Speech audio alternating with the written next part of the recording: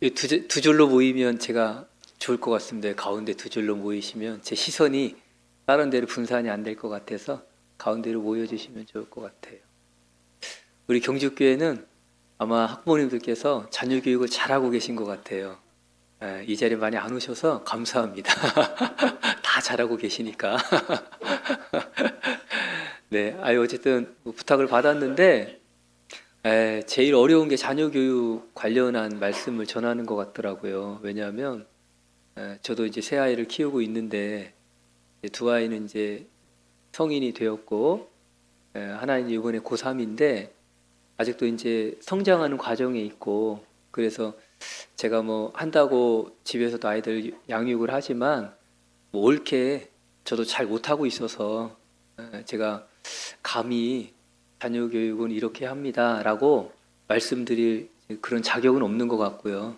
단지 하나님께서 우리에게 주신 말씀 안에서 같이 생각을 해보는 시간을 가지기를 좀 바라고, 그래서 그런 차원에서 같이 좀 나눠보려고 합니다. 아마 뭐 부모님들께서 다 익히 알고 계신 거고요. 오늘 알고 있는 걸 잠깐 이제 잊어버리고 있다가 다시 한번 일깨우는 아마 그런 시간이 되지 않을까 싶습니다. 네, 그래서 그냥 편안한 마음으로 뭐 이렇게 같이 자녀 교육에 대해서 고민해 보는 시간을 가져보면 좋을 것 같습니다. 예, 같이 기도하겠습니다. 거룩하신 하나님, 감사합니다. 저희들을 주님의 십자가의 보배로운 피로 구원해 주시고 주님의 거룩한 자녀 삼아 주심을 감사합니다. 교회 안에서 또 주님과 함께 일할 수 있는 귀한 봉사의 일들 맡겨주시고 또 우리가 감당해가는 모든 일을 통해 주님께 영광이 될 수 있게 해주심을 감사합니다. 오늘 이 시간 또 주님께서 우리에게 맡겨주신 그 귀한 자녀들, 또 마땅히 주님께 어떻게 돌려드려야 될까, 우리 자녀들을 어떤 마음으로 품고 또 양육해야 될지를 함께 생각해 보고 주님께 배우는 시간을 갖고자 합니다. 도와주셔서 저희들 배운 말씀들이 또 자녀 양육하는데 조금이나마 또 도움이 될 수 있게 도와주시옵소서. 이 한 시간을 주님 은혜 가운데 부탁을 드리며 우리를 구원해 주신 예수님 이름으로 감사하며 기도드립니다. 아멘. 성경 시편 말씀 찾겠습니다. 시편 128편입니다.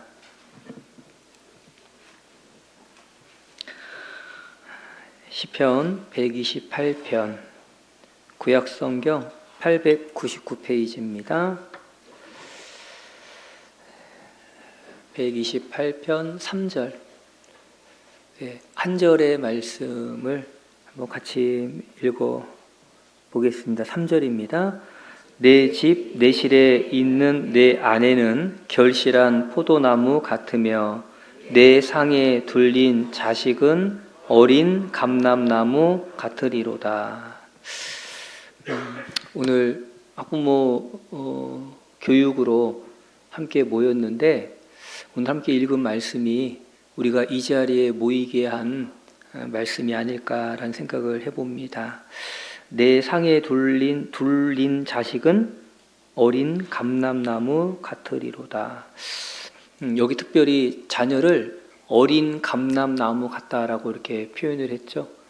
잘 아시는 것처럼 감람나무는 올리브 나무지 않습니까? 근데 왜 자녀를 어린 감람나무 같다라고 표현했을까요? 이 감람나무의 특징을 혹시 아는가 모르겠습니다.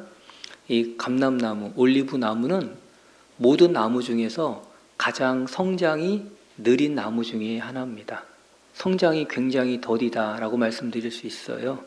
그래서 올리브 나무를 심으면 빠르면 10년, 늦으면 14년에서야 이제 열매를 맺기 시작합니다. 그리고 정상적으로 열매를 맺는 때가 30년은 돼야 됩니다. 그런데 한번 열매를 맺기 시작하면 이 올리브 나무는 짧게는 수백 년에서 길게는 약 1000년 정도를 계속해서 열매를 맺는다라고 할 수 있어요. 그래서 이 자녀들을 특별히 어린 감람나무다라고 표현을 하고 있는데, 아이들이 비록 어리고 성장이 더디고 변화도 더디고 부모님들이 볼 때는 조금은 답답하게 보일 수 있지만, 이 어린 아이 속에 얼마나 엄청난 잠재력과 얼마나 풍성한 열매들을 이미 품고 있는지를 우리에게 말씀해 주고 있습니다. 네, 그래서 이 어린 감람나무니까요, 감람나무를 바르게 성장시키려면 뭐가 필요할까요? 어릴 때는 버팀목이 필요합니다. 그렇죠? 나무를 심으면 어릴수록 버팀목을 잘 잡아줘야 되잖아요. 사실 이 자리에는 어린 감람나무를 둔 자녀들의 버팀목이 여기 함께 한 거예요. 그래서 감람나무를 바르게 자라기 위한 버팀목 중에 한 분이 누구냐면 하나님이에요. 그리고요, 또 한 부분은 누굴까요? 부모님이에요. 그리고 또 한 분은 교사입니다. 그러면 이 버팀목 중에서 하나가 기울고 잘못되면 나무도 기울게 되겠잖아요. 그러면 적어도 하나님 버팀목은 절대 기울 일이 없으니까 이제 두 가지 버팀목이 문제예요. 하나는 교사, 그리고 학부모. 그러니까 교사나 학부모 중에서 이 버팀목을 제대로 우리가 역할을 하지 못하면 이 자녀들을 곧게 바르게 그리고 열매 맺는 그런 삶으로 이제 성장시키기가 어렵다는 거예요. 그래서 오늘 여기에는 교사도 와 계시고 학부모님도 와 계실 텐데, 그래서 우리가 어떻게 하면 우리 자녀들의 버팀목이 될 것인가, 이걸 좀 생각을 해보려고 하는데, 3살 버릇이 언제까지 간대요? 여든까지 간다고 하잖아요. 그래서 특별히 내 상에 둘린 자식은 어린 감람나무 같으리로다. 특별히 왜 어린이라는 걸 표현했을까? 그러니까 정말 어릴 때 잘 잡아주지 않으면 안 된다는 거죠. 그래서 마땅히 행할 길을 아이에게 가르치라. 그리하면 늙어서도 그것을 뭐 한다고요? 떠나지 않는다고 되어 있죠. 거기서 말하는 그 마땅히 아이에게 가르치라라고는 아이가 어느 정도 아이라고 생각하세요? 우리 부모님들. 아이. 선생님들도 계신데 아이. 예를 들면 몇 살짜리 아이 정도를 얘기할 것 같아요. 성경에서. 원어적으로 볼 때 여기서 말하는 아이는 젖먹이 아이를 얘기하는 거예요. 그러니까 젖먹이 아이. 그러니까 교육이 언제부터 시작돼야 된다고요? 젖먹이기 때부터 시작돼야 되는 거예요. 그러니까 마땅히 아이에게 가르치라. 마땅히 아이에게. 그러면 뭘 가르쳐요? 행할 길을 가르치라고 했죠. 그러면 젖먹이 때부터 행할 길을 가르쳐야 돼요. 그래서 젖먹이가 알아들어요? 못 알아들어요? 그럼 뭘 가르쳐야 돼요? 그래서 여러분, 아이 교육, 특히나 젖먹이 때의 아이 교육에 절대적으로 필요한 것, 기초가 2가지예요. 키워보셨죠, 자녀들? 뭘 중심으로 해서 키워서 젖먹이 때 아이들에게? 네? 뭘 마음에 새기고 뭘 어떤 거를 기초로 해갖고 자녀 교육을 했어요, 어릴 때. 여러분, 이 자리에는 이제 앞으로 할머니 되실 분도 있고 이미 할머니 할아버지도 계실 수도 있고 다 이제 그럴 건데, 진짜 중요한 건 행할 길이 뭐냐, 아이에게 2가지입니다. 첫째는 뭐냐면 고집 꺾는 거. 이게 아이 때 해야 될 일이에요. 고집. 뭘 꺾어야 된다고요? 고집. 아이에게 뭘 가르쳐야 되냐면 자기 뜻대로 안 된다는 걸 가르쳐줘야 돼요. 이건 젖먹이 때부터 가르쳐줘야 됩니다. 이게 제일 중요합니다. 그리고 2번째는 뭐냐면 순종하는 거. 이거는 마땅히 젖먹이 때부터 가르쳐줘야 될 거다라고 말씀드리고 싶어요. 여러분, 요한 웨슬레 잘 아시죠? 어머님이 수잔나라고 잘 아실 거예요. 그 어머니 수잔나는 자녀를 몇 명 두었는지 혹시 아세요? 19명. 19명을 낳았습니다. 그 중에서 13명을 양육했어요. 잘 길러냈습니다. 근데 이분이 13명의 자녀를 어떻게 이제 키워냈냐면, 이렇게 책을 쭉 읽어보면 매일 저녁 6시부터 9시까지 3시간 동안 아이들을 성경으로 가르쳤다라고 말하고 있습니다. 네, 성경으로. 그래서 13명을 3시간 동안 눈높이 교육을 한 거죠. 큰 아이, 작은 아이 다 성경으로 가르쳤어요. 여러분 13명을 빨래하고 밥해서 먹이는 것만 해도 대단하겠죠. 근데 이분이 뭐 되는 줄 아세요? 밖에서요 농사도 짓고 짐승도 키우면서 그 일을 다 했습니다. 남편은 뭔데요? 목사입니다. 그럼 그거 뒷발이 했어 안 했어요? 했어요. 근데 이걸 다 했어요.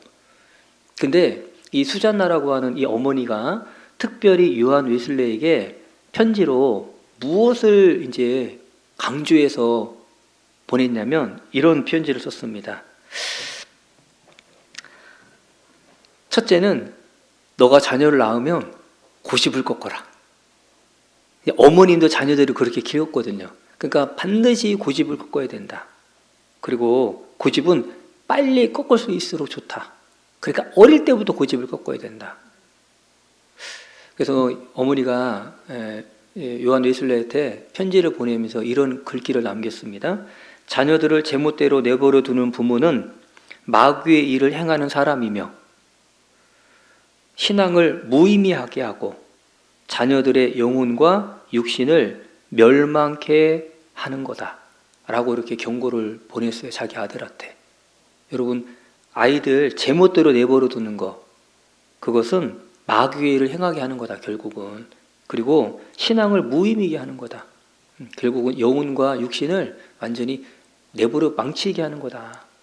그래서 어릴 때 해야 될 첫 번째가 뭐냐면 고집 꺾는 거다. 그리고 두 번째는 순종하는 거. 순종한다는 건 뭐냐면 자기 생각대로 다 할 수 있는 게 아니다. 그걸 반드시 가르쳐 줘야 된다. 그래서 순종을 하는 법을 가르쳐 줘야 돼요.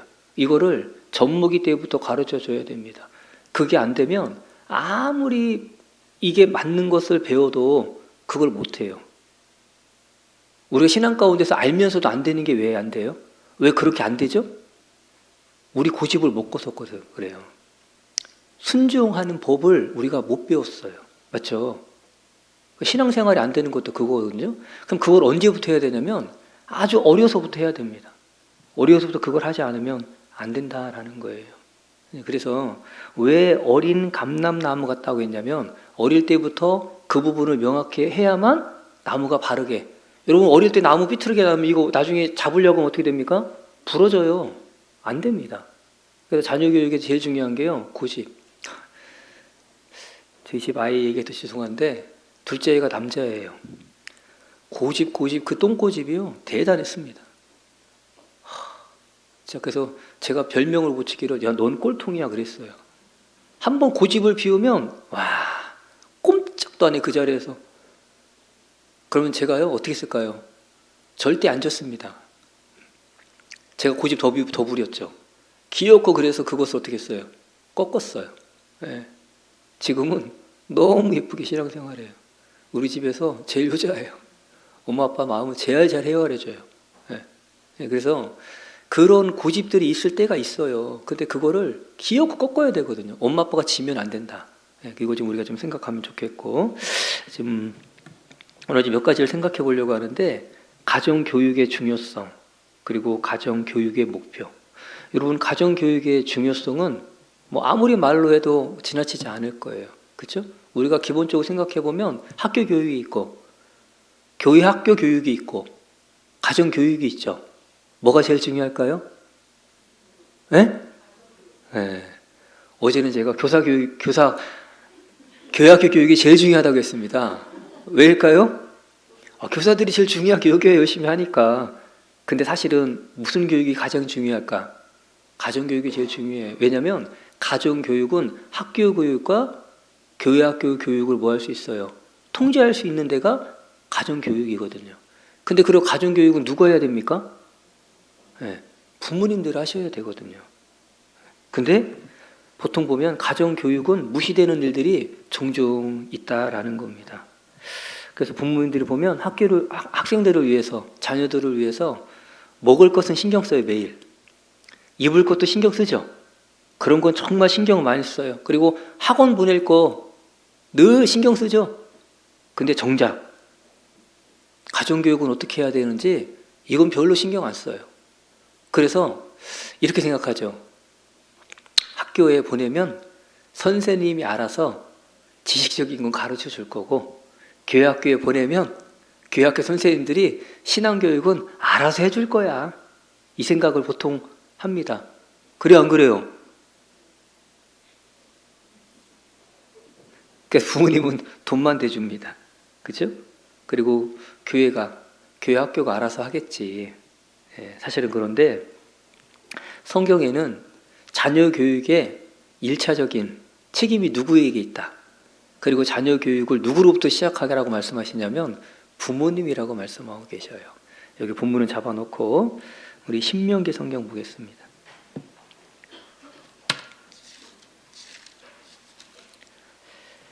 신명기 4장 9절.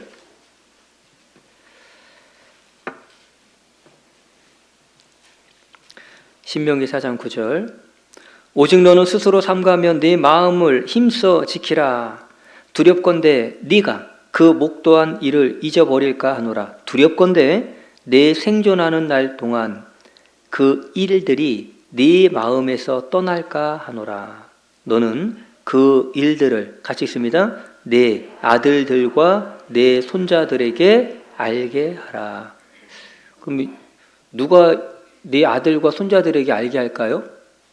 부모님이 해야죠. 부모님이. 여기 보면 두렵건대 두 가지. 첫째는요, 목도한 일을 잊어버릴까. 두 번째는요, 생존한 날 동안에 그 일이 마음에서 뭐 할까? 떠날까. 그러면 자녀 교육을 하면 어떤 일이 생길까요? 목도한 일을 안 잃어버립니다. 자녀 교육을 하면 내 마음에 있는 것을 떠나보내지 않아요. 왜요? 내가 한 번 더 교육을 함으로 인해서 그것이 누구의 마음에도 새겨져요?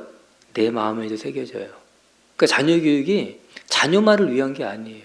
그게 결국은 나 자신을 위한 거다라는 걸 알 수 있습니다. 사실은 설교자가 제일 먼저 말씀이 누구에게 새겨질 것 같아요? 설교자 본인에게 새겨지는 거예요, 먼저. 그리고 말씀을 전하는 거잖아요. 부모님도 마찬가지입니다. 6장도 볼까요? 6장 4절입니다.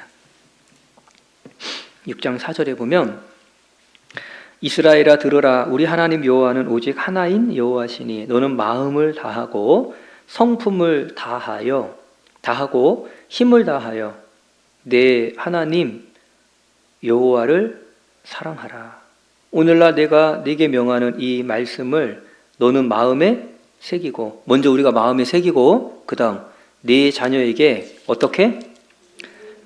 가끔 부지런히 가르치며 집에 앉아 있을 때이든지 길에 행할 때이든지 누웠을 때이든지 일어날 때이든지 이 말씀을 강론할 것이며 너는 또 그것을 내 손목에 매어 기호를 삼으며 내 미간에 붙여 표를 삼고 또 내 집 문설주와 바깥 문에 기록할지니라. 여기 보면 결국은 이 자녀 교육이 부모님에게 있다는 걸 알 수 있고, 그래서 어느 상황에서든지 아이들이 그 하나님의 말씀을 기억하고 볼 수 있도록. 그래서 이제 어떤 분들은 보면은 냉장고 아니면 화장실 문 여기다 말씀 쫙 붙여놓죠. 왜요?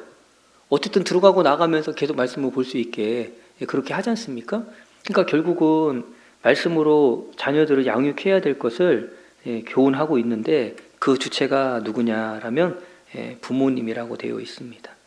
그래서 우리가 이제 가정 안에서 우리 자녀를 양육하는 데 있어서 그러면 이제 목표가 있어야 되잖아요. 그러면 가정 교육의 목표는 뭘까? 어떤 목표를 갖고 자녀들을 양육할까? 1번, 서울대를 보낸다. 그게 목표일까요? 가정 교육의 목표가 뭐예요? 2번, 교학교를 잘 보낸다. 물론 그것도 가정교육의 목표는 될 수 없겠죠. 가정교육의 목표는 뭐냐면 그 아이가 첫째는 뭐 하는 게 목표예요? 구원받게 하는 거. 그 다음에 그 아이가 하나님의 사람으로 온전케 되는 거. 여러분 구원을 받아도 온전케 되지 않는 경우도 있죠. 그리고 구원을 받아서 온전케 된다고 해도 또 뭘 안 해요. 하나님의 선한 일에 온전케 또 쓰임이 안 되는 경우도 있죠. 그러니까 이것은 엄밀히 말하면 교회학교 목표예요. 그러니까 사실은 교회학교 목표가 무슨 목표가 되어야 됩니까? 가정교육의 목표가 되어야 된다. 교회학교와 가정의 목표가 다를 수 없다. 사실은 동일하다라는 것을 말씀드릴 수 있습니다. 그래서 디모데후서 3장 15절로 17절은 교회학교의 목표입니다. 그 목표를 우리 부모님들도 인식을 하셔야 돼요. 그리고 그 목표대로 사실은 우리도 시기에 맞게 그 과정을 겪어야 됩니다. 유치부는 생명의 원천이 하나님께 있음을 알게 한다. 이거 유치부의 목표입니다. 초등부는요. 내가 어려서부터 성경을 알았나니 그랬죠. 이 성경으로 하여금 구원을 얻게 하죠. 초등부 때는 구원 얻게 하는 게 목표예요. 그러면 중등부 시절은요. 하나님의 선한 사람으로 온전케 되는 것이 목표예요. 그리고 이제 고등부가 되면 모든 선한 일을 행하기에 온전케 되는 거죠. 고등부 정도 되면 교회에서 모두 할 수 있어야 돼요. 봉사도 참여할 수 있어야 되는 거예요. 이 과정대로. 근데 이것이 가정 안에서도 동일한 목표를 가지고 함께 가져야 된다라는 거예요. 그 일을 누가 해야 되냐면 가정에서 해주셔야 돼요. 그래서 네가 어려서부터라고 돼 있잖아요. 여러분 구원을 언제 받는 게 좋을까요? 에? 할 수만 있으면 어리면 좋아요. 어리면 좋아요. 가능하면 구원은 빠르면 빠를수록 좋다. 네. 그래서 우리가 성경에서도 마찬가지고 기독교 역사를 봐도 그렇고 어려서부터 구원받은 사람이 결국은 하나님께 귀하게 쓰임받고 있다는 걸 우리가 잘 알고 있습니다. 그죠? 그래서 우리 교회에서 가만히 보면은 정말 어려서부터 구원받은 분들이 이제 이렇게 교회 안에서 귀하게 쓰임받는 분들이 많잖아요. 그러니까 우리 자녀들이 어릴 때 구원에 대한 부분을 확실하게 심어주는 것이 중요한데 그렇다고 해서 계속 강요하라는 게 아니라 아이들이 그 말씀으로 구원함에 이룰 수 있도록 그러니 이 구원이 참 좋은 거야. 구원을 받으면 참 좋은 거야 라는 걸 우리가 신앙 가운데 아이들한테 보여줘야 된다는 거죠. 구원받는 게 이게 정말 좋은 거다라는 걸 알려주는 게 필요합니다. 그래서 그 일을 우리 부모님들이 하셔야 돼요. 여기는 아버님들도 와 계시고 이제 어머님도 계신데요. 자녀 구원에 대해서 누가 관심이 있을 것 같아요? 엄마가 관심이 많아요. 제가 말씀드렸죠? 저희 아버님은요 81년도에 하계수양에 가서 구원을 받고 오셨어요. 저희는 이제 그 성결교를 다녔거든요. 저는 기독교 집안이었어요. 4대째 기독교 집안이었는데 이렇게 교회를 다니다가 어느 날 이제 큰 집에 그 이제 전도로 큰어머님께서 우리 아버님을 이제 전도하셨거든요. 하계수양에 저희 가자고 하는데 그렇게 안 가셨어요. 아버지가 자기 나름대로 의의가 너무 강해. 근데 어떻게 막 형수님이 사정을 해가지고 하계수양에 갔다 오셔갖고 구원을 받고 오셨어요. 그렇게 좋아하시더라고 혼자. 그러니까 매일 찬송하고요. 매일 신났어요. 그래서 우리 어머니랑 매일 싸웠습니다. 어릴 때 보면. 왜 싸웠나 나중에 보니까 아버지는 구원받아서 좋은데 어머니는 교회를 다녀도 아직 구원 못 받았어. 그러니까 어떻게 구원받는 거냐? 아버지가 뭐 아는 게 있어야지. 그 얘기는 안 해주고 혼자 좋아하니까 맨날 어머니가 이제 싸우다가 그 다음에 어머니가 상담을 통해 구원을 받았어요. 1월 4일 날 목사님 상담을 통해 구원을 받았는데요. 이야, 우리 어머니 구원받자마자 그 다음 주 월요일 날 그 목사님을 딱 모셔가지고 우리 자녀들을 형제들을 쫙 불러 모아갖고 말씀을 딱 듣게 하더라고. 구원받았어요. 우리 아버지는 구원받고 혼자 좋아하셨어. 근데 어머니는 딱 구원받으니까요. 제일 먼저 누구요? 자식. 그러니까 그 다음 주 한 주 이제 일주일마다 목사님이 이렇게 기회가 있어서 다녀가셨는데 딱 모셔놓고 상담을 해요. 그래서 야 역시 엄마들이 그래서 어쨌든 근데 엄마들만 하면 안 되고 아버지들도 자녀들 구원에 대해서 좀 신경을 써주셔야 된다. 그러면 어릴 때 구원받는 게 참 중요한데 그 자녀를 우리가 그럼 어떻게 이제 교육할 거냐 이게 중요하잖아요. 어떤 아이로 길러낼 거냐. 물론 우리가 세상에서도 뭐 잘된 아이 되면 너무 좋겠죠. 근데 그게 목표는 아니라는 거죠. 그래서 우리가 사실은 그 아이가 평생을 하나님께 드릴 수 있는 그런 아이로 우리가 길러낼 수만 있다면, 우리가 그런 목표를 갖고 자녀 교육을 할 수 있다면, 그건요, 볼 때는 신앙적으로나 육신적으로 그 아이는 성공한다. 그러니까 우리 목표가 분명해야 된다. 성경 보겠습니다. 사무엘상 1장.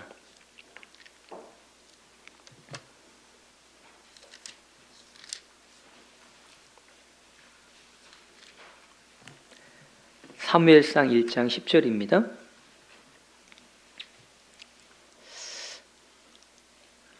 한나가 마음이 괴로워서 여호와께 기도하고 통곡하며 서원하여 가로되 만군의 여호와여, 만일 주의 여종의 고통을 돌아보시고 나를 생각하시고 주의 여종을 잊지 아니하사 아들을 주시면 내가 그의, 같이 읽습니다, 평생에 그를 여호와께 드리고 삭도를 그 머리에 대지 아니하겠나이다.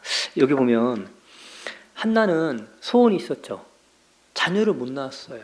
자녀 낳는 게 소원인데 그게 안 되니까 이제 하나님 앞에 나와서 정말 통곡하잖아요.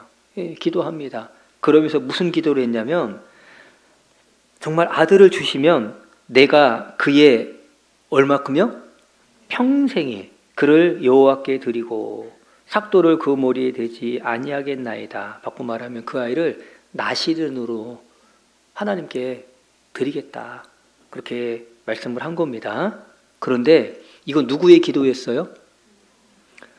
한나 엄마의 기도고 엄마의 바람이고 엄마의 마음이에요.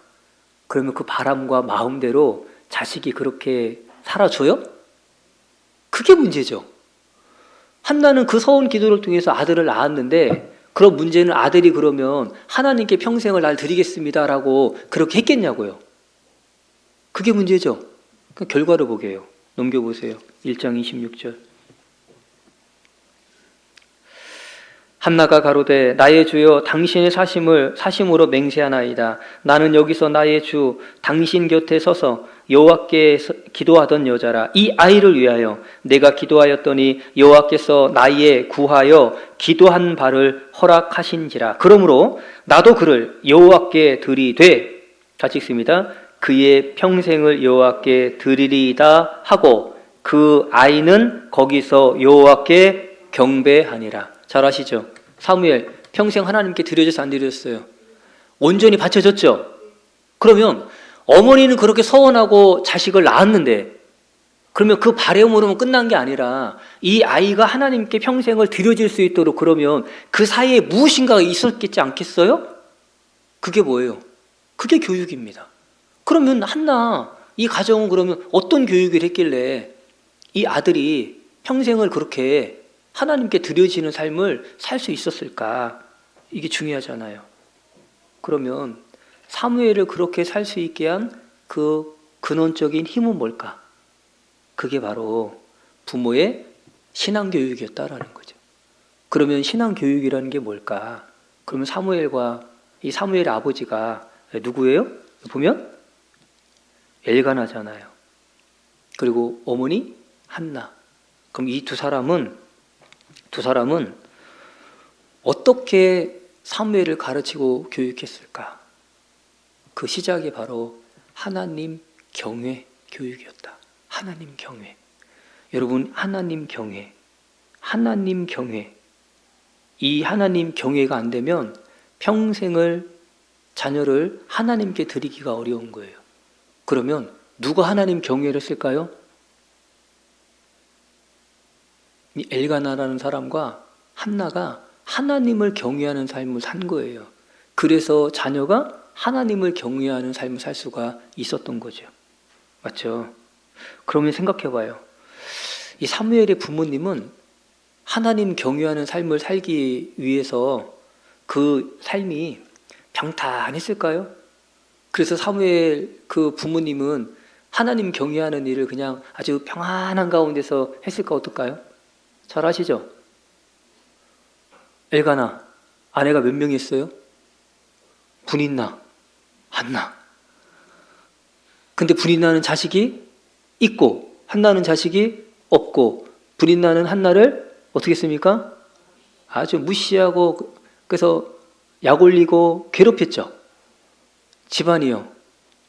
엉망진창 쑥대밭. 맞죠? 한 집안에 두 여자가 얼마나 질투심으로 서로 미워하고 원망하고 하는지요. 아마 엘가나는 죽을 지경이었을 것 같아요. 제가 볼 때는요. 그렇죠? 근데 그런 가정에 문제가 있음에도 불구하고 이 두 사람이 절대 포기하지 않은 게 하나 있어요. 그게 뭔지 아세요? 하나님 경외하는 겁니다. 엘가나도 하나님 경외하는 삶, 한나도 하나님 경외하는 삶. 이건 두 사람 다 절대 포기할 수 없는 문제였어요. 그래서 사무엘을 하나님 경외하는 아이로 성장시킬 수 있었다라는 겁니다. 바꿔 말하면 그들은 하나님께 나아가는 일, 그 일은 포기할 수가 없었다. 바꿔 말하면 하나님은 그들로 인해서 경배받고 찬양받아야 될 이유가 있었다라는 거예요. 여러분, 우리가 가정생활하다 보면 부부간에도 항상 좋은 건 아니죠. 그럼에도 불구하고 우리가 멈출 수 없는 건 하나님 경배하고 하나님 찬양하고 하나님 말씀 앞에 나오는 건요. 그건 우리가 절대로 포기할 수 없어요. 진짜 안타까운 건 뭐냐면 주일날 아침에 부부싸움 했습니다. 교회를 안 나와요. 가장 어리석은 겁니다. 부부싸움을 해도 교회는 나와야 돼, 안 나와야 돼요? 나와야 됩니다. 왜 그걸 포기합니까? 그걸 누가 보죠? 자녀들이 봐요. 그러면 자녀는요, 조금 어려우면 어디 안 나가도 된다. 아, 교회는 안 나가도 되는구나. 그 시그널을 주는 거예요. 여러분, 이 한나, 이 엘가나는 아무리 가정에 어려움이 있었다 할지라도 하나님께 나아가는 일은 절대로 미루지 않았다. 그래서 사무엘상 1장을 쭉 읽어보면 한나가 하나님께 경배하고 제사 드리는 모습이 7번 나옵니다. 끊임없이. 왜? 그것만큼은 미룰 수 없는 일. 왜? 인간적으로 힘들고 어려워도 그걸로 하나님 경외하는 일을 지루할 수는 없는 거잖아요. 1장 3절 보죠. 이 사람이 매년에 해마다 자기 성읍에서 나와서 실로에 올라가서 만군의 여호와께 뭐하고요? 경배하며 제사를 드렸는데 라고 되어 있죠. 7절. 매년에 한나가 여호와의 집에 올라갈 때마다 남편이 그같이 하매. 여기는 거꾸로 산나가 올라간다고 되어 있죠. 네. 그러니까 누가 주도해서 올라가요 지금요? 한나가. 네. 알 수 있잖아요. 그래서 하나님의 이 부모 사무엘의 부모님께서 하나님을 경외하는 삶을 살았기에 사무엘도 평생을 하나님을 경외하면서 하나님께 자신을 드릴 수 있었던 거예요. 그래서 2장에 가보면 18절에 사무엘상 2장 18절 2장 18절 보면 이렇게 되어 있죠. 사무엘이 어렸을 때에 세마포 에봇을 입고 여호와 앞에 뭐 했다고 됐어요? 섬겼더라라고 되어 있죠. 그러니까 어려서 하나님 앞에서 하나님을 섬겼다고 되어 있죠. 근데 사무엘이 공적인 일을 다 마쳤어요. 이제 나이가 들었습니다. 그리고 나서도 사무엘이 계속해서 한 일이 있어요. 뭘까요? 사무엘상 12장으로 가보셔요. 사무엘상 12장 23절 24절 사사라고 하는 그 공적인 지위를 내려놨습니다. 자, 23절 나는 너희를 위하여 기도하기를 쉬는 죄를 여호와 앞에 결단코 범치 아니하고 선하고 의로운 도로 너희를 가르칠 것인즉. 사무엘이 두 가지는 물러나서도 됐죠. 기도하는 일 그리고 가르치는 일. 그러면 사무엘이 무엇을 가르쳤을까요? 평생을 사무엘은 하나님을 경외하는 것을 행하고 살았기에 백성들에게 하나님을 경외하는 삶을 뭐 했어요? 가르쳤다라는 겁니다. 그러면 그것을 누구에게 배웠어요? 부모님에게 배운 거예요. 맞죠? 우리들 자녀들 정말 교회 안에서 잘 자라기 원하지 않습니까? 하나님께 귀히 쓰임받기 원하지 않아요. 그럼 뭘 교육해야 될까요? 하나님 경외하는 걸 교육해야 됩니다. 그거 안 하면 교회에 머무르기가 어려워요. 시작이 하나님 경외입니다. 여러분, 그런데 그 당시에요, 진짜 하나님 경외해야 될 사람들이 있었죠. 하나님의 대제사장. 근데요, 안타깝게도 엘리 잘 아시죠? 대제사장 엘리, 그 두 자녀들 하나님 경외했어, 안 했어요? 오히려요, 하나님 멸시했죠. 왜요? 그러니 뭔가 공적인 뭔가를 내가 하고 있는 게 중요한 게 아니라 실제로 가정 안에서 실질적인 하나님 경외 교육이 안 되면 자녀는 저절로 하나님을 경외하는 게 될 수 없다라는 걸 가르쳐 줘요. 그죠? 그래서 참 안타까운 건 여기 보면 사무엘상 2장에 가보시면요, 17절에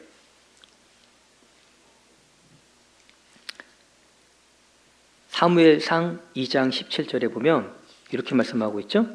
그 소년들의 죄가, 엘리의 두 아들이죠, 홈리와 비느하스, 여호와 앞에 얼마큼 커요? 심히 크면 그들이 여호와의 제사를 멸시함이었더라. 여러분, 여호와의 제사를 멸시했다라는 건 누구 멸시하는 거예요? 하나님 멸시하는 거예요. 그러니까 그것도 멸시하죠. 그 사무엘상 이제 2장 30절 뒤로 가보면 나를 존중히 여기는 자를 내가 어떻게 여기고 존중히 여기고 나를 멸시하는 자를 내가 경멸히 여기리라. 그래서 홈리와 비느하스가요, 아버지와 함께 전장터에서 어떻게 했습니까? 죽었죠. 정말 비극적이잖아요.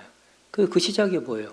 하나님을 경외하는 교육이 이루어지지 않았기 때문이다라는 겁니다. 그래서 우리가 하나님 경외하는 교육을 해야 되는데, 여러분, 하나님을 경외하는 교육을 하려면요, 아이들에게 하나님이 보여 안 보여요?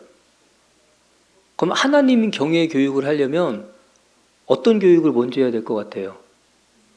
부모님 경외하는 교육을 먼저 해야 됩니다. 근데 요즘은요, 자녀를요, 한 명 낳고 막 이러니까요, 애지중지하죠. 중심이 누구 중심이에요? 자식 중심이에요. 자식이 집안에서 뭐예요? 왕이야, 왕. 제가 생각해보면 저는요, 우리 시대가 그렇잖아요. 뭐 많이 맞고 많이 그럴 때라서 저희 아버지는, 저는 우리 아버지 좀 제가 어릴 때 이해가 안 된 게, 아니 하나님 믿는 분인데 말하고 행동하는 건 유교적이야. 그러니까 저는 정말 그게 이해가 안 됐어요. 맨날 명심보감 얘기하면서 이래야 된다 저래야 된다, 밥상 머리 교육, 가지고 밥 먹으려면요 한 20분은 배고파 죽겠는데 듣고 이제 밥 먹어야 됩니다. 그래서 참 잔소리 많이 들었어요.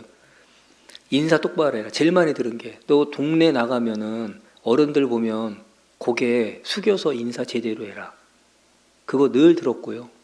그 다음에 나갈 때 들어올 때 나간다 들어온다 인사하고 나가고 들어와라. 이거 얘기했고, 그리고 제가 이제 종종 공부하다 보면 옛날에 책상이 없으니까 배 깔고 이제 공부하잖아요. 아버지 문에 이제 들어와요, 방에.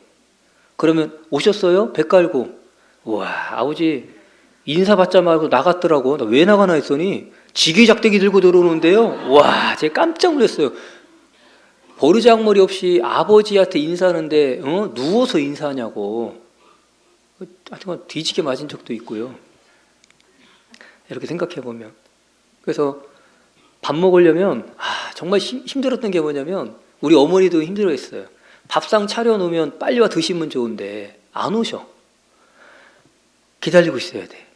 가서 아버지가 오셔서 기도하시고 숟가락 들어야 이제 밥 먹는 거예요. 그거 교육. 참, 근데 지나고 생각해보면 그런 시간들이 있었기 때문에 지금도 정말 부모님을 부모님답게 이렇게 모실 수 있는 것 같고, 그런 교육이 있었기 때문에 그 위에 계신 분이 하나님이니까, 하나님은 더 높은 분이니까 그 하나님을 그런 마음으로 제가요 성경책 이렇게 이제 읽다가 방바닥에 놨단 말입니다. 그리고 아무 생각 없이 성경책을 이렇게 넘어갔어요. 이렇게 그냥 넘어갈 수 있잖아요. 와, 그날 진짜 많이 맞았습니다. 성경책을 넘어갔다고 아버지한테. 그러고 생각해 보니까 이게 누구 말씀이에요? 야, 근데 이걸 베고 잔다고? 야, 이거 상상도 못할 일이에요. 예. 그래서 이걸 우상 삼을 수는 없지만 우리가 정말 그런 마음이어야 우리가, 그래서 아이들에게 저도요, 어쨌든 다른 거 몰라도 그런 기본적인 것들은 좀 가르쳐 주려고 해요. 예, 그래서 뭐 저는 이제 우리 아이들한테 이제 제가 없는 날이 많잖아요. 이게 외부 나오면 엄마. 예, 그러니까 이제 애들이 크니까요. 엄마가 작잖아요. 어쨌든 나가면서 신신당부하죠. 예, 그래서 어쨌든 아빠 없는 동안은 장남이 네가 아들 역할, 아버지 역할하고, 그러니까 아버지니까 엄마 네가 잘 돌봐줘야 된다. 항상 얘기하고. 그래서 항상 이제 1순위가 엄마. 예, 니들은 아빠 눈이 없어. 니들은 저쪽으로 가. 항상 그렇게. 그래서 이제 부모를 먼저 앞세우는 거, 이 교육, 이것이 하나님을 이제 경외하는 교육의 이제 시작이다라는 생각이 들어서 그렇게 하려고 합니다. 그래서 어쨌든 하나님을 경외하게 하는 것들을 좀 잘 교육을 하려면요, 부모님들께서 마땅히 해야 될 것이 있어요. 그래서 몇 가지를 말씀드려보고 싶은데, 첫째는 주의 교양과 훈계로 양육해야 된다. 성경 에베소서 6장을 보겠습니다. 시간이 많지 않으니까 중요한 거 몇 가지만 얘기할게요. 에베소서 6장 4절.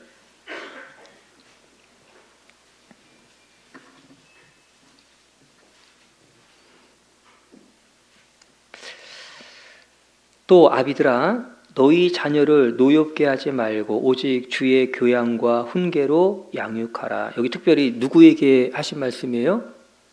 아버지들에게 하신 말씀입니다. 여러분, 자녀 교육은요, 아버지가 사실은 해야 돼요. 엄마가 할 수 있는 교육은 한계가 있습니다. 사실은 교육은 아버지가 해야 교육다워요. 사실은요. 어머니는요, 잔소리를 밖에 안 들려요. 애들 입장에서는. 그러니까 아빠가 한마디 하는 그것이 훨씬 효과가 크다. 근데 어떻게 해야 된다? 오직이라고 되어 있죠? 오직입니다. 주의 교양과 훈계로 뭐라고 했어요? 양육하라라고 했어요. 기준이 주의 교양입니다. 참 오늘날요, 가만히 보면 우리는 교육하는 게 우리가 가장 많이 하는 말은 뭘까 이렇게 생각해 봐요. 일본 사람들 부모들이 제일 많이 하는 말이 뭔지 아십니까? 일본 사람들이 보통 자녀 교육하면서 제일 많이 집에서 하는 말, 나가서 남에게 핏기치지 마라.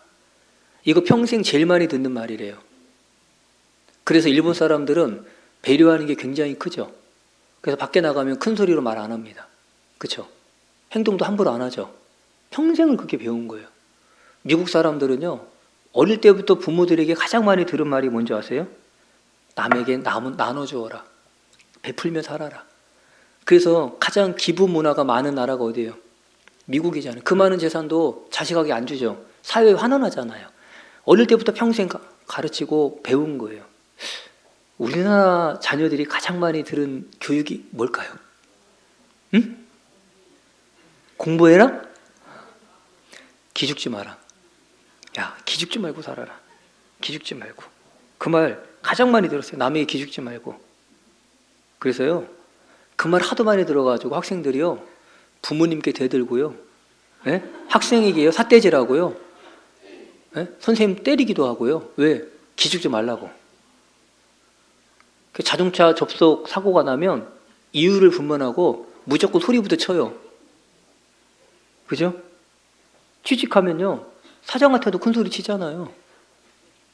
이게 잘못된 교육이다라는 거예요. 그죠?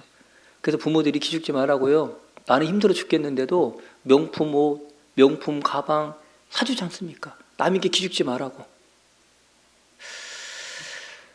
그래서 요즘 애들한테는요, 뭐 한마디 하기가 조심스럽죠. 한마디 했다 난리 나잖아요. 왜? 기죽지 말라고 해가지고요, 기가 하나도 안 죽었어요. 어릴 때부터 고집을 꺾어야 되는데 그걸 못 꺾어가지고, 그게 바른 교육이 아니잖아요. 사실은 기죽지 말고 살아라는 말은 그 아이를 죽이는 말입니다. 진짜 우리가 가정에서 제일 많이 해야 될 말이 있다면 하나님의 사람으로 살아라. 그렇죠? 너는 하나님의 사람이 되어라. 사실은 그거보다 좋은 말이 어디 있어요. 사실은 그 말을 우리가 가르쳐야 되지 않겠나. 여러분 주의 교양으로 훈계하라고 했잖아요. 주의 교양. 주의 교양이라는 건 뭐예요? 말씀을 기준으로 한 거예요. 그게 제일 중요합니다. 그죠? 그래서 주의 교양과 훈계로 양육하라. 그래서 뭔가 양육을 하려면 하나님의 말씀에 이렇게 돼 있지 않니? 우리가 하나님을 믿는 사람인데 우리가 이 말씀 안에서 우리가 살아야 되지 않니? 이렇게 우리가 사실 교제를 해줘야죠. 애들 다 알아듣거든요. 소리쳐서 한다고 해서 애들이 듣는 게 아니에요. 오히려 그것이 더 양심에 더 큰 울림이 될 수 있다. 그리고 두 번째는 기도를 해라. 기도. 자녀를 위해서 기도. 여러분 욥기에 보면 욥이요. 그 아들들이 생일 때마다 뭐 합니까? 그 형제 집에 가서 뭐예요? 같이 생일 파티 하잖아요. 그러고 나면 아버지가 항상 한 일이 뭐예요? 그들을 위해서 번제를 드렸죠. 그리고 혹시라도 죄가 있었을까 싶어가지고 번제 드리고 하나님께 뭐 했습니까? 기도했잖아요. 누구를 위해서? 자녀들을 위해서. 물론 부모님들 기도하시죠. 기도하는데 진짜 기도 필요합니다. 자녀는 어찌 보면 부모님의 기도로 성장해 간다라고 해도 틀리지 않을 거예요. 그래서 좀 바쁘고 또 기도할 제목들이 많지만 그래도 정말 자녀만큼 우리도 기도해야 될 것이 없잖아요. 그래서 정말 이렇게 보면 저도 기도를 하는데요. 제 기도발은 잘 안 받더라고. 근데 우리 자매의 기도발은 진짜 잘 받더라고. 새학기가 딱 되면요. 우리 자매가 새학년이 올라가면 친구, 담임 선생님이 바뀌잖아요. 이걸 늘 기도해요. 늘 기도하는데 정말 감사한 것은 좋은 친구도 만나고 좋은 선생님도 하나님이 꼭 만나게 해주셔요. 그게 너무 감사하더라고요. 어쨌든 신앙생활 해야 되잖아요. 그러다 보니까 다른 것보다도 신앙생활 할 수 있는 상황을 교사들도 이해를 해줘야 되고 애들도 그런 부분을 이해를 해줘야 되는데 어쨌든 그런 부분들을 정말 기도 가운데서 이렇게 하나님이 도와주시는 것 같아요. 그래서 우리 이제 아이들도 마찬가지고 어린이집 보내는 아이들도 마찬가지고 다 요즘은 참 아이들 맡겨놓기는 해도 불안할 때가 많지 않습니까? 그래서 우리가 정말 할 수 없는 부분은 하나님께 구해야겠다. 기도를 정말 많이 해야겠다 생각이 들고요. 세 번째는 자녀를 경록해 하면 안 됩니다. 자녀를. 여기도 말씀하셨잖아요. 여기 보면 4절에 아비들아 너희 자녀를 뭐 하지 말라고 했어요? 노엽게 하지 말라고 했죠. 그리고 넘겨보세요. 골로새서 3장에도 보면 21절에 보면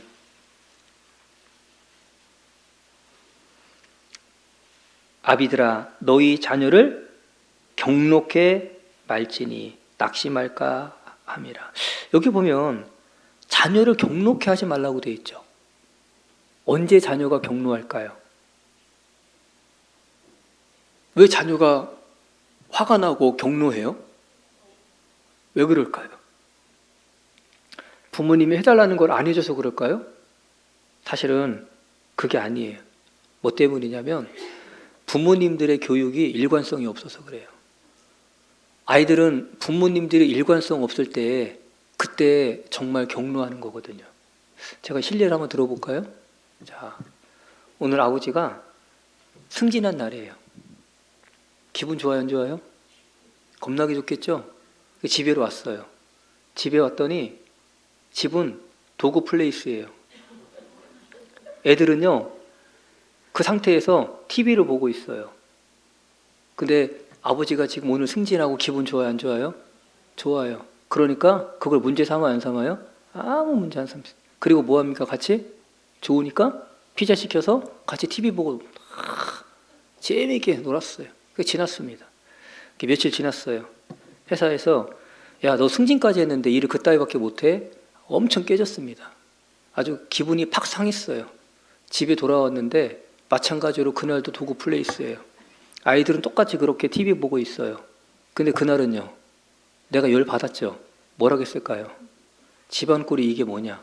니들은 공부 안 하고 TV만 보고 있냐? 그럼 애들 입장에서는 혼란스러운 거예요. 아니 언제는 같이 와서 피자 시켜서 같이 먹고 하더만 언제는 왜 이래? 그럼 이제 어느 장단에 맞춰야 될까요? 이제 부모가 기준이 없는 뭔가 양육을 할 때 애들은 그때 경로하게 되어 있습니다. 네. 그러면 어떻게 해야 되냐면 아이들이 어리면 어릴수록 뭘 해야 되면 아이들과 기준을 세워야 돼요. 같이 합의해서 너 이렇게 했으니까 해, 그게 아니라 할 수 있는 것을 아이들과 이해를 시켜서 정해야 됩니다. 규칙을 정하고 그 규칙 안에서 벗어나면 책망을 하더라도 그 규칙 안에 있으면요 칭찬해 줘야 되잖아요. 이 기준을 우리가 명확하게 세우지 않으면 애들이 커가면 커갈수록 어릴 때는요 그래도 꾹 참아요. 근데 여러분 사춘기 되잖아요. 그럼 그 다음부터는요 대듭니다. 아니면 표현을 밖에 나가서 합니다. 그 표출을요. 그래서 우리가 교회 안에서 또 가정 안에서 양육을 할 때에 그래서 기준을 세우는 게 아주 중요합니다. 그래서 우리는 당근과 채찍을 같이 사용을 해야 되는데 그래서 그 일을 하기 위해서 먼저 이제 기준을 세울 때에 형제님들과 자매님들, 그러니까 엄마 아빠가 양육하는 기준이 똑같아야 돼요. 이걸 달리하면 힘들어요. 그러니까 아빠가 있을 때는 아빠가 교육을 해가지고 하고 아빠 없으면 엄마는 생각이 다르거든. 그러니까 생각대로 엄마도 이렇게 하거든요. 그럼 애들이 혼란스러워요. 그러니까 먼저 엄마 아빠가 뭐 해야 됩니까? 자녀 교육에 대한 일치를 갖는 게 중요해요. 그러려니까 성경적으로 동일한 기준을 갖고 같이 뭐 해야 되냐면 자녀 교육에 대한 관심을 갖고 배워야 됩니다. 그걸 하지 않으면 애들이 헷갈리는 거예요. 그게 굉장히 중요합니다. 그리고요, 애들 앞에서 싸우지 마세요. 그건 애들을 경록해 하는 거예요. 싸울 일 있으면 언제 싸워요? 애들 재워놓고 안 그러면 나가세요. 잠깐 나가세요. 나가서 싸우고 들어오세요. 그래서 집에서 보여줄 건요 좀 닭살 돋지만 서로 사랑하는 모습 보여주고, 그래서 애들이 그거 못 보고 꼴 보기 싫다고 해서 나가는 건 괜찮아요. 우리 집은 그러거든요. 제가 불어. 애들이요 막 짜증내면서 나가요. 에이 이러면서 막 나가요. 근데 그건 나쁜 건 아니에요. 부모님들이 그렇게 생활하면 자녀들 입장에서는 심리적으로 굉장한 안정감을 갖습니다. 근데 부모님들이 화목하지 못하면 애들은 항상 긴장 가운데 있기 때문에 텐션이 올라가 있어요. 그러니까 조금만, 여러분 풍선 보세요. 크면요 조금만 건드려도 터지잖아요. 애들이 그러면 안 되거든요. 그러려면 그걸 내려야 되잖아요. 그러려면 부모님들이 서로 뭐 해야 되냐면 화목해야 돼요. 화목 안 하더라도 애들 앞에서는 화목한 뭘 해야 돼요? 척을 해야 됩니다. 그게 자녀 양육에 굉장히 필요한 거예요. 그래서 자녀를 경록히 하면 안 된다. 그리고 요즘은 이제 때리는 거 금지됐죠. 그래서 요즘에 선생님들이 가르쳐요. 초등학교 때요. 엄마 아빠가 너 때리면 바로 신고해. 요즘은 심각합니다. 요즘은요. 근데 성경은 어떻게 하고 있어요? 때리라고 되어 있잖아요. 그렇다고 무지막지 때리라는 게 아니에요. 애들한테 그러니까 때릴 수 있는 근거가 딱 마련돼야 되는 게 기준이 딱 세워지면 애들이 알아서 뭐예요? 그걸 이해해요. 근데 그런 것이 없으면 안 되고, 때릴 때도 때리는 것은 절대로 손으로 때리면 안 됩니다. 항상 정해놓은 것 갖고 때려야 돼요. 채찍이면 뭔가 회초리면 회초리, 요게 있어야지. 감정적으로 뭐 눈에 보이는 거 있으면 아무거나 막 들고 막 이러면 안 돼요. 그래서 그것도 정해놓고 그건 필요하다. 그리고 실제로는 자녀 교육은 부모님이 본을 보이는 게 중요하잖아요. 그래서 사실은 성경에 보면 이런 말씀이 있거든요. 에스겔서 16장을 보시면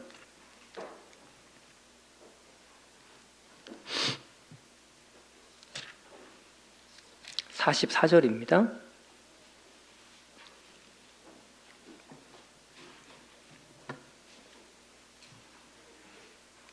44절 같이 읽어볼게요. 무릇 속담하는 자가 네게 대하여 속담하기를 어미가 어떠하면 딸도 그렇다 하리라. 이게 무슨 말이에요? 결국은 자녀는 누구 닮는다? 부모 닮는 거다. 사실은 가르친다라는 건 엄밀히 말하면 사는 거예요. 자녀는 부모의 말을 듣고 살아가는 게 아니라 부모의 삶을 보고 뭐 하는 거예요? 사는 겁니다. 저도 가만히 보면 저희 부모님이 많이 배우지도 못했고 많이 가지지도 못했어요. 그럼에도 제 마음속에 부모님에 대한 존경심이 큰 건 딱 이유가 하나예요.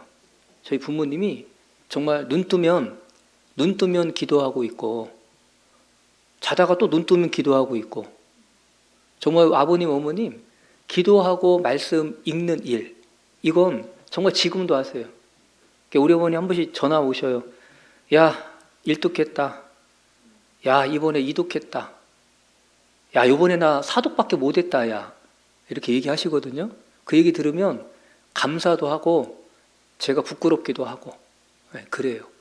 그러니까 어쨌든 늘 보여줬던 그 모습이 있어서 그게 저에겐 참 힘이 되고 감사가 되는데 사실은 신앙 교육이라는 게 그거잖아요. 보여주는 거잖아요. 결국은 사는 겁니다, 우리가.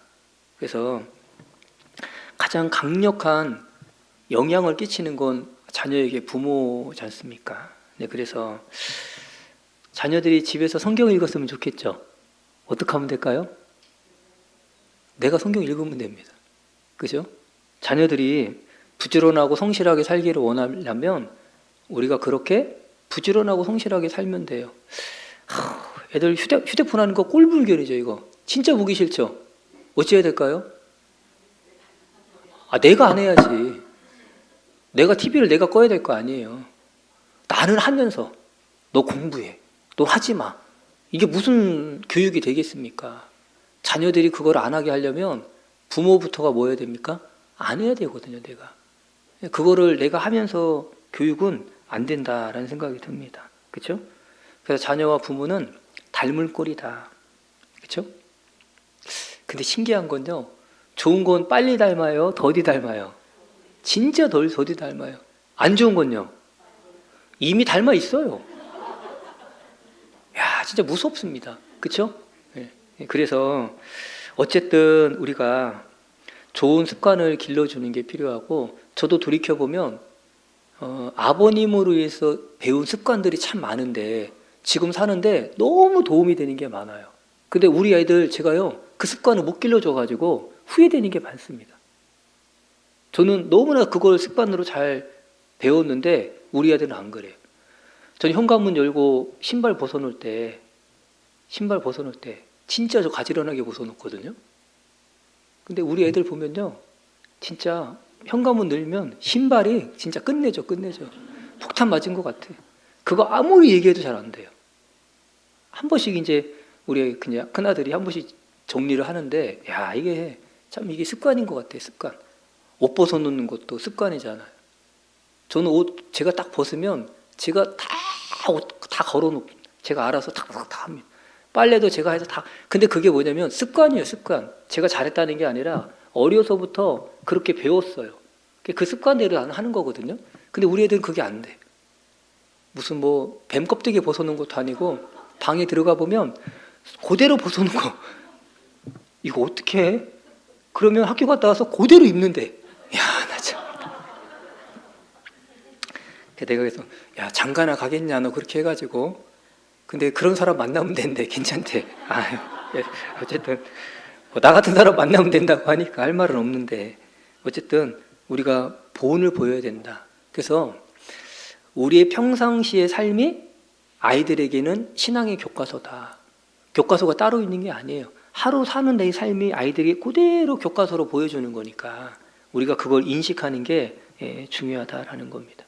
그래서 저는 의도적으로 집에 가서 우리 자매랑 이렇게 거실에서 성경 읽는 거를 일부러 해요. 일부러. 의도적으로. 왜냐하면 그렇게 안 하면 애들한테 성경 읽으라는 말도 내가 못 하잖아요. 그러니까 성경 읽으라는 말을 한마디 하려면 나도 성경 읽는 걸 보여줘야 되거든요. 그래서 어쨌든 조금이라도 자꾸 보여주려고 애를 씁니다. 그래서 어쨌든 우리 부모님이 최고의 스승이 돼야 된다. 그걸 좀 생각해 보면 좋겠습니다. 그리고 시간이 많이 됐는데 가족 모임 하세요.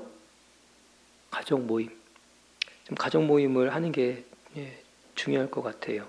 그래서 우리 한 구절만 찾아볼까요? 시편 144편 12절.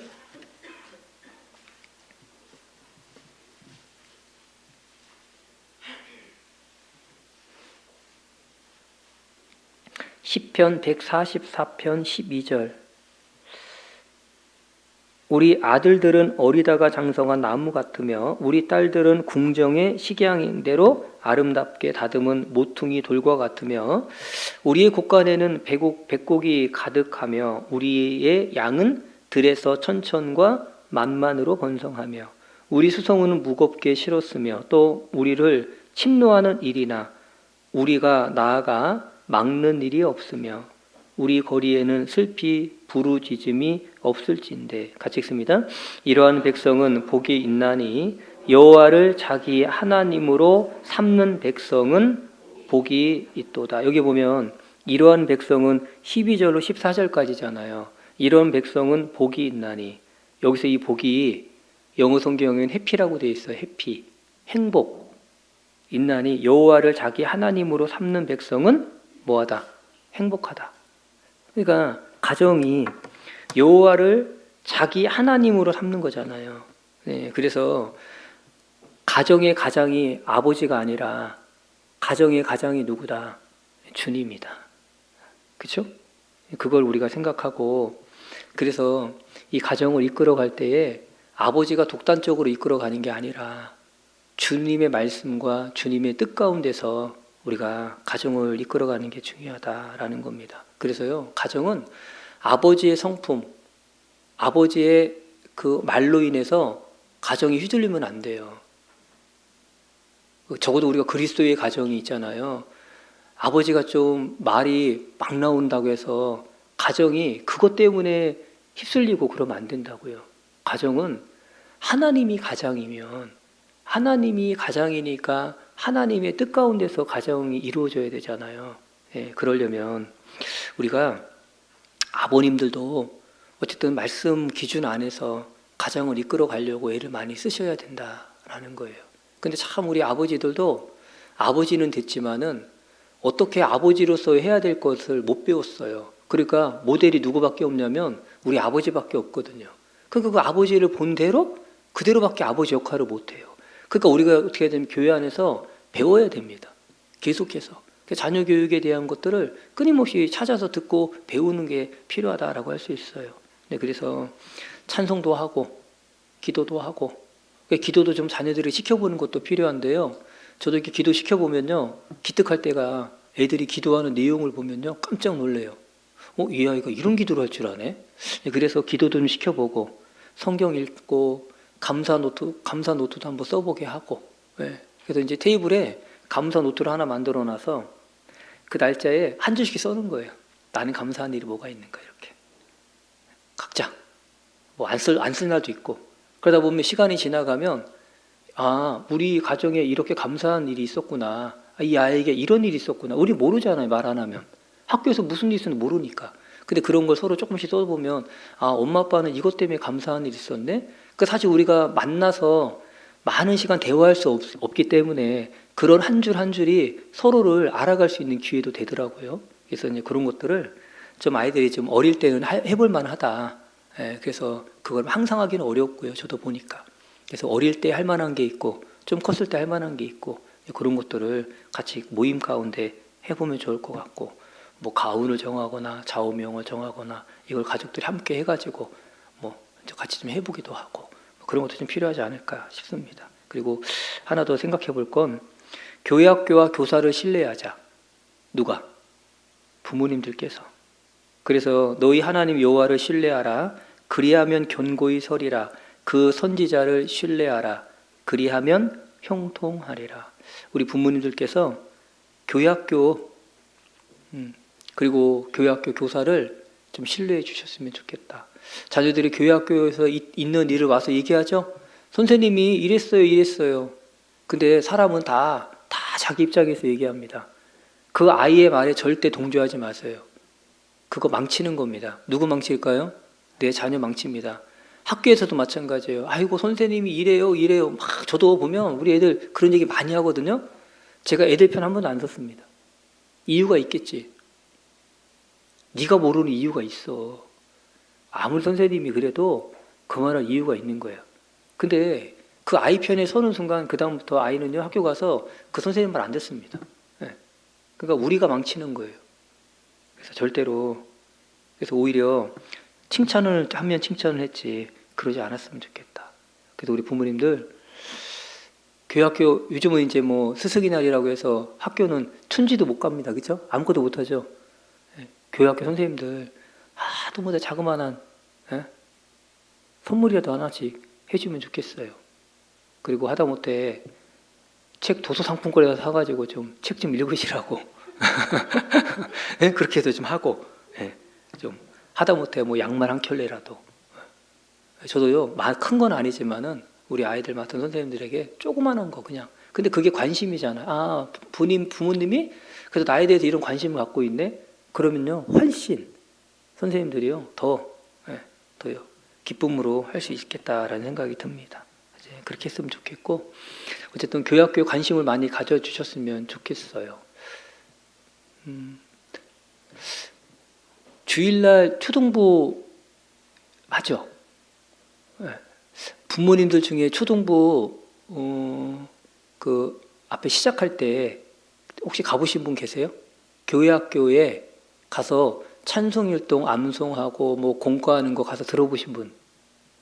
교회학교 가보신 분 부모님들 중에, 선생님 말고 부모님들 중에 한 번 가봤어요? 한 번? 네, 한 번에 가보셨네. 네. 주일날 뭐 우리가 감시하라는 게 아니라요. 관심을 가져달라는 거예요. 우리 아이들이 어떻게. 근데 사실은 그렇게 한 번씩 살짝 다녀오면요, 선생님들 되게 좋아해요. 저도 제가 담임으로 이제 설교하는 첫째 주, 셋째 주는요, 제가 교회학교 한 번씩 둘러보고 옵니다. 문 살짝 열어봐요, 애들은. 근데 제가 다녀간 걸 알아요. 애들도 알고 선생님도 알아요. 아, 그래도 관심을 갖고 계시구나, 목사님이. 근데 그것이 아이들에겐 큰 힘이 되는 거거든요. 근데 학부모님도 마찬가지예요. 그걸 막 무르르 가고 하자는 게 아니라 어쨌든 그만큼 평상시에 좀 관심을 갖자. 그리고 애들 머릿돌 어떻게 하고 있는지, 참빗질 어떻게 하고 있는지 그것도 조금씩 더 신경을 좀 써주셔요. 그걸 교사에게 다 맡기지 말고, 뭐 잘하고 계시겠지만. 그래서 어쨌든 그런 부분들을 우리가 평상시에 해주실 때에 자녀들이 성장할 수 있다라는 생각이 듭니다. 그래서 이제 다 정리하면 결국은 아이들에게 가장 먼저 해야 할 일이 하나님 경외 교육입니다. 그러려면 가정에서는 부모 경외하는 거예요. 그래서 할머니, 할아버지 찾아뵙고 전화 드리고 하는 것들도 가르쳐 주셔야 됩니다. 그래서 하다못해 바쁘면 매주 하기 어려우면 2주에 한 번씩이라도 할머니한테 전화하라고 하고, 물론 잘하는 아이들도 있겠지만 가르쳐야 되거든요. 근데 그 하나님을 경외하려면 할아버지를 그렇게 경외하고 부모님을 경외하는 것을 하는 아이가 나중에 보면 하나님도 경외하더라라는 거예요. 그런 교육을 좀 가정에서부터 잘 가르쳐 주셨으면 좋겠습니다. 뭐 시간 할 얘기는 많은데 또 이후에 또 교제할 내용이 있으니까 이 정도로 해서 마치겠습니다. 기도하겠습니다. 하나님 감사합니다. 저희들 정말 부모님으로서 우리에게 정말 선물로 주신 귀한 자녀들, 좀 어떤 마음으로 또 어떤 목표를 가지고 자녀를 양육해야 될지 짧은 시간이지만 함께 나눴습니다. 특별히 하나님 경외 교육하는 일에 저희들 온 마음과 정성을 다할 수 있게 도와주시고, 그러기 위해서 정말 보이는 부모님에게 효도하고 공경하는 일부터 잘 가르칠 수 있게 도와주시옵소서. 아무쪼록 죄악으로 충만해져 가는 이 세상, 모든 질서가 무너져가는 세상 가운데 우리 아이들 하나님의 말씀의 그 기준 앞에 바르게 성장해 갈 수 있도록 하나님 도와주시고, 우리 경적교회 더욱 하나님 든든히 세워주셔서 우리 경주교회를 통해 하나님의 선한 뜻과 선한 일이 날마다 이루어질 수 있게 도와주시옵소서. 우리를 사랑하시는 예수님 이름으로 감사하며 기도드립니다. 아멘.